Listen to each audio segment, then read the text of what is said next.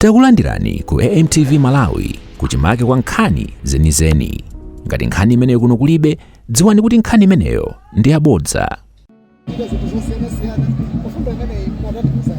Timafuna kuti anthu asanamizidwe chifukwa pakali panopa nyengo iyi yokopa anthu andale tonse tizooneka ngati angelo, koma kuti muziwe kuti awa kunama awa sakunama, muyang'ane kuti kodi mbuyo mosemu akhala kupanga chani, anali kuti chifukwa pakali panopa aliyense akudziwa kuna kuti andale akufuna mapoti. Yezili kwa anthuwo kuyang'ana okha kuti uyu ayi sina chole maina, koma anthu okha azidziwa kuti apoti mukutilankhula inuyo mavuto athu onse timachitika apa munali muli kuti. Chifukwa munthu amene ali mtima othandiza, munthu amene ali mtima otukula ziko asamadikire nthawi ya chisankho yokha kuti azionekera. Tunaona mutaitana ndithu amayi kuti afotokozepo za mavuto amene akuwakhudza kwina strategy amene imeititi. Tikamanena kuti chitukuko chizichokera kwa anthu aini yake. Timatha kuchoka mu maofesi athu ndikubwera ndikugamba kuti ndifuna ndipange izi. Funso nthawi zinakumanena kuti waziziwira kuti. Nthawi zambiri timangowerenga manyuzi anthu atanena kuti koma ukabwera kumalo kumamfunsa amene mfunsira patient kudwala chani. Ndiye patient akuze mavuto ake. Chimozimozi mavuto akuno kumpoto atafuna ndi madera ena, koma alipo ena amene ali akunoko ndiye kumalankhulana ndi anthu kuti azikuza ndi maganizo awo nzofunika.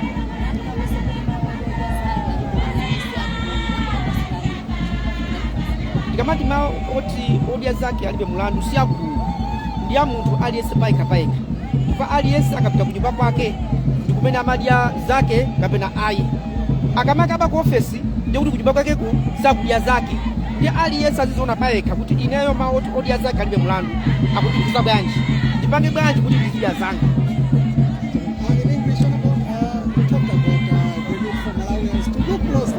Politicians who are coming, considering that we are in a campaign period. Maybe explain more. Well, this is the civic period. You need to choose cream of the cream. And how do you know? By their works. You need to reflect on what they have been doing all these days. Where have they been? How much impact have they made in your lives? Are they relevant? If they have not been any relevant to you during the times of trouble or development, then today they are coming. You can easily be deceived because everybody who is a politician who wants to be voted into power will fly to you like an angel. But it's up to you to assess them. That's the point I was trying to bring across. We saw you invited a woman on the platform to explain more about the challenges they are facing. Maybe what strategy is this? Well, you see, when we talk about development, it's about people. And for you to capture voices of the real issues to do with development, you have to really get it from the insider. I am a Malawian. But here there are certain things I'm an outsider. So you need to intrude, you need to get into the inside so that you can hear the construction of their problems. From that, you know how to inform policies, you know how to inform the way forward. Thank you so much.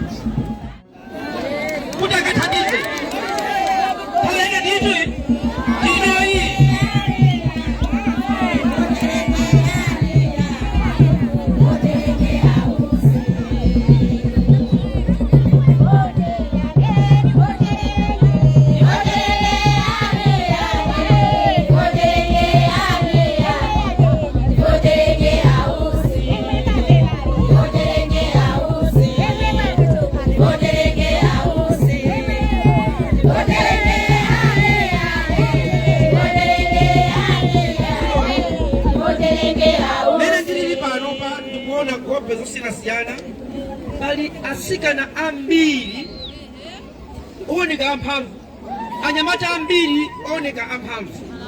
Vuto la boma lililonse pa dziko lapansi tinaona kuti mukapanda kuchita nawo bwino anyamata, dziko la kusogoloko ife tili nkhalamba tizavutika.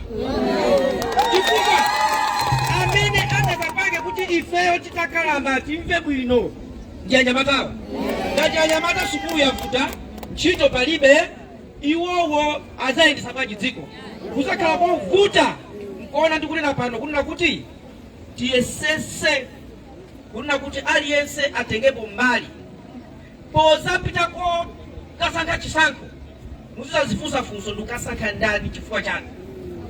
Lero ndandakale kuti aliyense afuna kukhala ngelo. Ena anaononga dziko koma lero aliyense ndi wabwino. Mboma mpaka bwanji pali zitukuko zina zimene mboma zalephereka kuti zimalizike. A president ananisakayo kama Minister of State for Public Service Delivery kuti ndingathe kupita ministry iliyonse kukaona ndapeza kuti pali anthu ena kuti ntchito ichitike mavuto okhaokha. Ndiye mafunsa chifukwa chani boma kuvuta kwache mayendesedwe a boma aliyense sakumuvuta. Chimavuta ndi chani? Ndimawuza anzanu kuti zili ngati ukukwatira munthu wamkazi, mkaziyo ali ndi ana ake 4, aliyense wa anawo ali bambo wake. Ndikupala hichi aliyense ali bambo wake. Ndiye iwe wabwera wamkwatira mkazi uyu ana aja 4 aja ali nyumba momo kuti wathamangise anthu woipa saipe ndi asunge. Ndiye azibambo ana amene aja aliyense akufuna bekazi. Aliyense banyamata aja ana aja bambo wawo akufuna aberere asaberekeso ana ni kazi yemweyi. Komano azibambo 4 kazi wakwatiwa akumufuna chimene amaita ndi chani amalankhula ndi anawo amene asiya nyumbamo. Kodi bambo wanu akukhala bwanji ndi mayi anu? Uyu akamba zake akaphika ndiwo mayi akowo aphika ndiwo iweyo uziteka sabola kuyikamo kuti bambo wako asadye. Kufuna kusokoneza. The same thing in government today, even last governments. Mmakhala kuti when you step in as a new government mmapeza kuti muli anthu ena amene anayikidwa ndi boma lanani kodi lapitalo. Ndiye amene ajawo samafuna kuti boma lipitirire. Imakhala sabotage. Tikunena izi moopa Mulungu wakumwamba because I am there. Kuma ndikukwasa ni chisanzo munamba kuti kuli High Court Commercial Division. High Court Commercial Division ili Blantyre. Adatisaka pa udindo umenewo ndiye ni mafufuza koti ya mangidwa bwino zonse zilipo. Kuma is taking 2 years. Kwa 2 years yonso siya pano anayamba di maboma apita. Kuma 5 years ikuta koti bwanji ndiye ndibapata kafukufuku. Remember nakuya ntchito kwa ADRA zaka 25 zachitukuko nimaenda dziko lonse la Malawi ndaenda maiko ambiri ndiye nimadziwa kuti development chitukuko chikati chiende chikapindika wapindani munthu. Chikapindika wapindani munthu pamakhala zifukwa ziwiri. 1 ndalamazo wazibapo sichipitirira kapena ayi angosokoza mapepala kuti isapitirire. So what did I do? Naitanisa onse omanga kati ndikufuna nonse sana ziyo kuti ndiita naso aboma bweraniso chino leni yonse yochi pamene popo every part kuti apapa nga magesi apapa nga makepi awandachani makapeti izomverera mkotimo zonse aliyense namwitana okuita chino menemo tabwera wonse limozi. Ndiye namba kufunsa inu koti siku taifa yako anzawa libomba ulankhula kati kape iwe inu siku taifa yako ulankhula mmene ndimafika kumapeto nkhani ndaiziwa kuti awa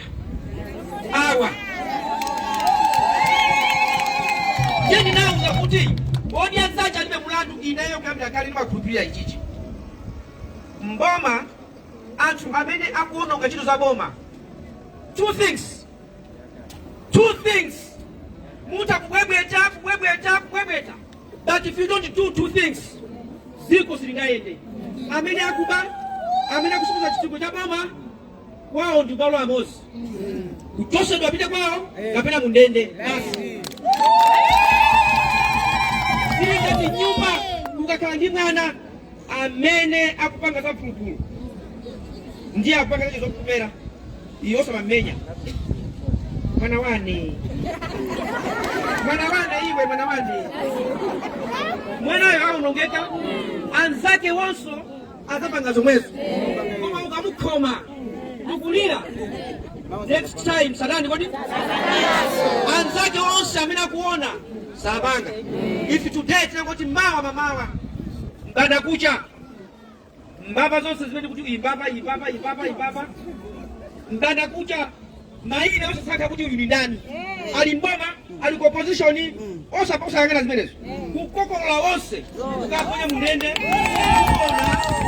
muona mantha atakhale mboma anthu amene amapita kuchito 9 koloko sisi koloko azikafika kuchito adziwa kuti pakali pano pali ophunzira ambiri every year tikupanga graduate ma students chito alibe and yet mbomamo muli ambiri motagwire chito osagwira chito ndiye mfundo imodzi ya Odya Zache Alibe Mlandu is arrest akuba dismiss amene sagwira chito ngati alipo ena amene achokera ku mayiko akunja amene akuthandizira katangale kumanena kuti yabwera ndalama ya CDF 200 million tapangeni bridge kandi kumzokoto ndiye basino iye wakunjayo contractor agwizana ndi MP agwizana ndi wamboma imene iyi imetukionera tiyikweza ikayenda machonchi izi tigawane amene wowo kumusiku awo wathamangisa zipita zakapanga kwa ambu yawo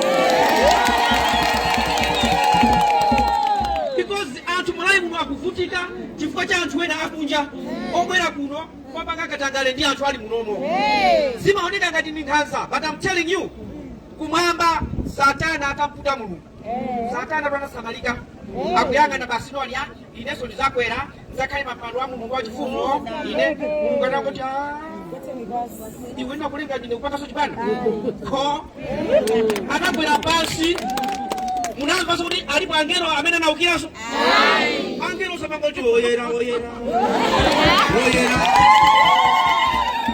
munamva kuti angelo anaukiraponso they learned their lesson mukaputa chikulirewa nothing else nkonya ugwera pansi in the government the same thing anthu asakugwira ntchito sanitization atosena ntchito kapena amangidwe komanso anthu ifeyo tikamasankha tizisamala monga anyamata muli apapa m'majia eti the system has been tibwera panopo mujia inena kuti ajia tutapaseni mwakuti mupasidwa ngaba kuiba bwana omwewo kuti wa bwana omwewo ndijamuka ndizipita abwera wina ino nomwenu bwana omwewo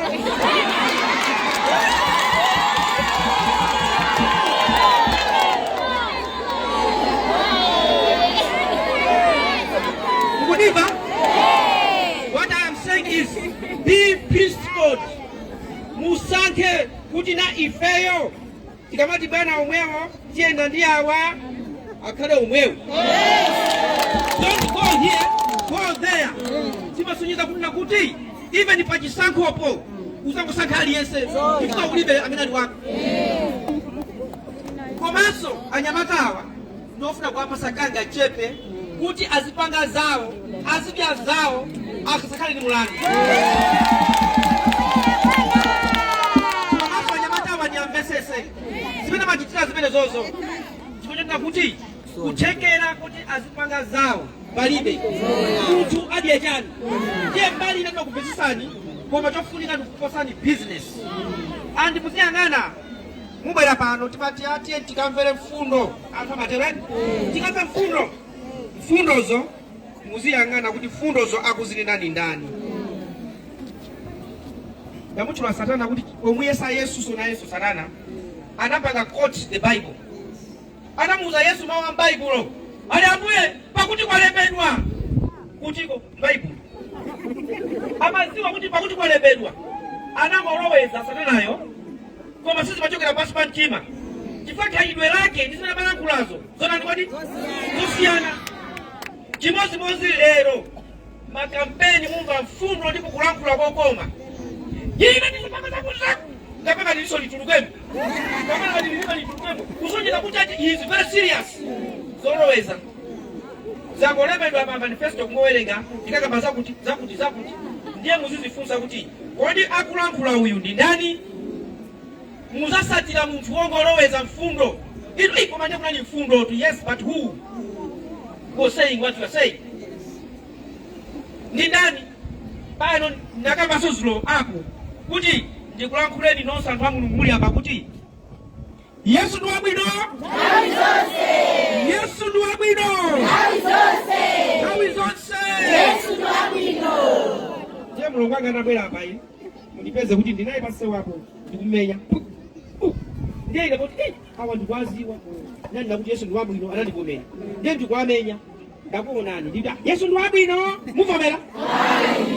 Koma ndi mfundo yoti Yesu ndi wabwino. Sifundo ndi mfundo. Waye hiye mukuvomera ndikuamenya onse mukuvomera. Chifukwa chani? Chifukwa zimene ndikuchita inezo ndi Yesu ndi wabwino zona ndikodi zosiyana. Furthermore, pano tilipo akulu panopo. Uli ndi mkazi wako 8 o'clock kwamba kuti wana iwe chindere. Iwe chindere. Kaka. Ukubana titi. Kaka na mazulo ti. Mwapita wangona. Ndiye basi munitula usiku. Amana.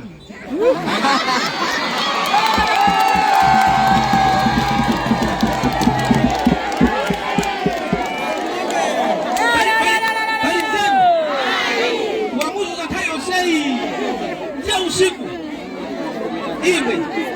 imwe na gondwe imwe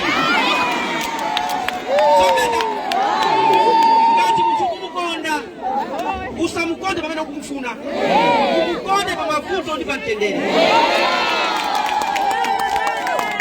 That's why tikuna kuti fundo zizibwera koma uyu ni ndani. Timakamba kuna kuti kunali njala ikanalipo. Ndiyeno ine ndaphunzira kuna kuti pamene tili ndi moyo uzithokoza Mulungu. Ngati ukupuma uli ndi moyo uli ndi thanzi uzithokoza Mulungu, because there will come a time when thanzilo palibe, moyo palibe, anthu poti akupemphe sakutipempha bwanji. What I'm saying is tipangirane zabwino mwina ndi nzake tisanafe. Nonse amene muli apa aliyense pakomo pake ndiye moyo wake. Mtakukamba za nsewu ndiwofunika kwambiri, koma uyang'anenso pakomo pako. Ma politicians ambiri andale we are good at talking. Nthawi njala ya teta angobwera mwali unaboma ali kuli njala kuno, mwali unaboma ali muyang'ane iyeyo chigatolo chiliapo, mimba ili kuno, tumala chimanga ndili mozo sanani osagula. Ndiyo manina kuti ngatuli ndi chikondi osagula tumba limozo la awiri upereke banji. Odala ali akuchita usakulankhula chifukwa aliyense atakulankhula. Aliyense atakulankhula. Ndiyeno chisankho chikubwerachi tiye tiganize bwino ndithu. Tiganize bwino. Pamene tikuti Odya Zache Alibe Mlandu, mnaona mayi anabwera apa mavina agogo acho. Paulemu wache nenda kuzifunsa kuti mayi awa ndi agogo anga. Ali apapa akutivinira ineyo. You don't know. Mulungu amaona. If what I'm saying ndikunama, nimene mavina pamene pajapo nditemberero. Because mena vinira mene muchankhalamba mene jayo, ubwere pano uzibwebweta zonama. Mulungu amati anthu osauka akalira ndimatani kodi ndimamva. Ndiyeno kanoka mkakhala. Don't just say politics. Muziyang'ananso kunena kuti zimene tikuchita inezi Mulungu akuti chani. Akulu amene mmakhala muchipani Odya Zache naikasula ndinachosa akulu apa alipo chepa. Why? Ndinapeza kuti muzipani zambiri mabungwe ambiri ukapereka zinthu kuti zipite kwa anthu osauka ama zigawana apapa.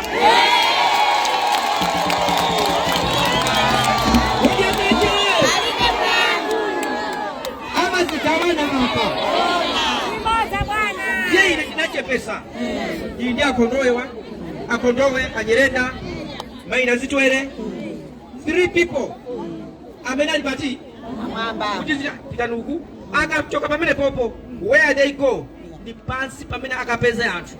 Komanso akafikako I have a way of verifying. Nimafunsa anabwera anazotana apanga chani ndiye ina makwiya esi mundu kulupirira kuti ayi you trust and verify. Ndiye ineyo mukamba kuti ndadana ndi anthu ambirimbiri muzipani munadana ndi ambirimbiri nkhani yake pakuti kufunsa kuti nthambi zaenda bwanji awakona kana kuya chilo kwadra iyayi Zache Isara kwa nani kodi Zache Isara kwa nani and the bad thing amabao sikuta baba kuti alibe iyayi amaba tana muzolo ya kuba because they are poor they are just used to stealing. Anyamata, you have a special place in my heart. Anyamata kunoko kumpoto na pesa chimozi. Mumalimbikira sukuru kopya. Mumalimbikira mpira. Mumalimbikira chili chose. Bali zambiri zimene mungate kuchita ziku kuna kuti tauna nisi. Chiko kwirizana tipange program. Kunoko nasiya anyerenda awa akuno. Awa. Anyerenda kabali.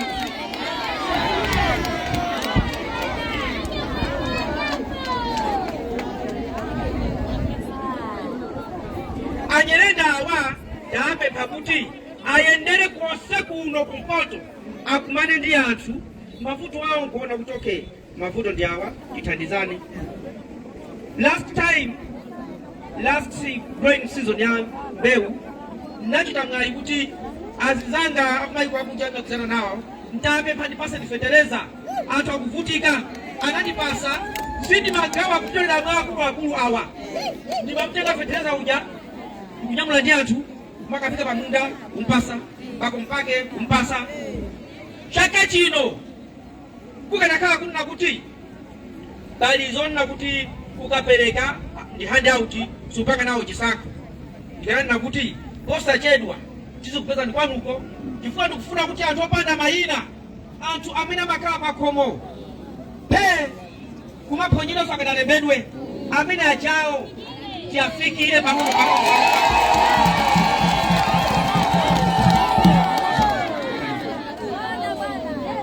Holders accountable. Mawu amati ukana masukuchira kucha. Ndiye akulu inu nakuti osamathokoza nthawi zonse zambiri kubwera pano pa msonkhano ndikumati tinakabaza kuti msonkhano sanayambike izi zili pati kuti tikonze. Remember ine ndimanda kuti pakali pano ndi vice president wa dziko lino koma tsiku lili kubwera sindzakhala vice president. Magari moto awa apolisi onsewa sizakisatira izakhala kuti byamara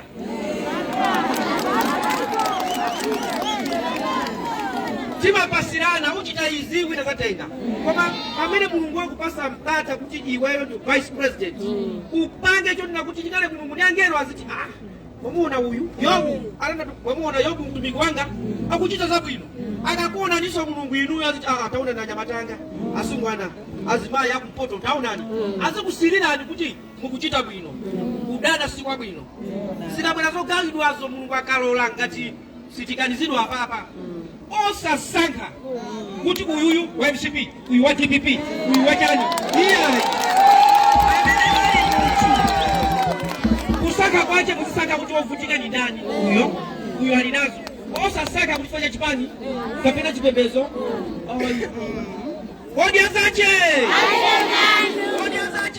Alibe Mlandu izizi ndikupe pani ulina kuti tiyeni tigwirizane ziko lili m'manja mwathu ziko lili pa vote yanu pa 16 September.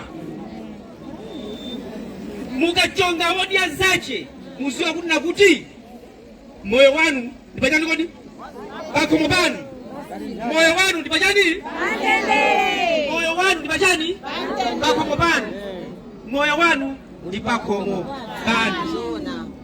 Ndikudziwa kuti mwayima nthawi yayitali ena ndi akuluakulu ineyo ndingokuthokoza ndi kwambiri chifukwa kuyima nthawi yayitali yonseyi kumvera kulankhula sizapafupiya. Tiyeni mulungu atidalitse muyende ndi mtendere kuti zimene mukufuna mtima mwanu mulungu ngati afuna zichitike. Ife tipanga mbali yathu mulungu apanga mbali yache. Ambuye akudalitseni zikomo kwambiri.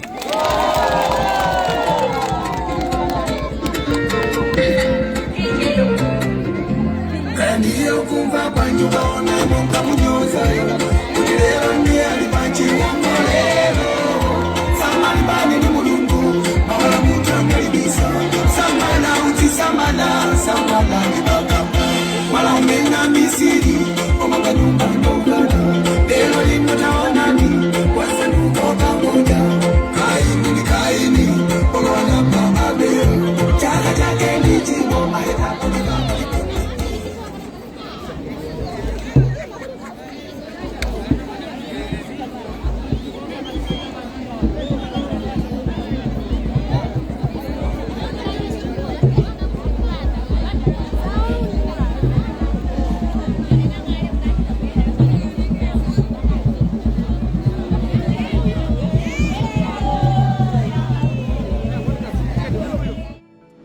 osayiwala kupanga subscribe ku channel ya AMTV Malawi.